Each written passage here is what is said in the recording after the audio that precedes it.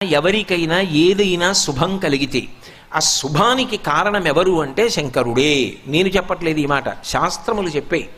శుభములన్నీ కుప్పలు తెప్పలుగా ఆయన పాదముల దగ్గర పడి ఉంటాయిట.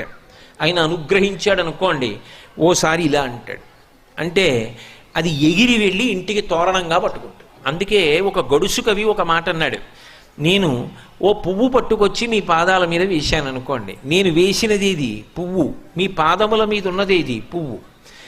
నేను ఒక పువ్వు పట్టుకెళ్ళి మల్లికార్జున లింగం మీద వేశాను అనుకోండి, పరమ ప్రేమతో వేశాను అనుకోండి, ఆ పువ్వు ఓ ఏడాది తర్వాత నా ఇంటి మనవడు. నేను ప్రేమతో వేసిన పువ్వు 2 ఏళ్ల తర్వాత నా ఇంట్లో మనవరాలు. నేను ప్రేమతో వేసిన పువ్వు నేను కట్టుకునే ఒక ఇల్లు. నేను వేసిన పువ్వు నాలో కలిగేటటువంటి భక్తి. నేను వేసిన పువ్వు ఏ వయస్సులో నాకు రావాలో ఆ వయసులో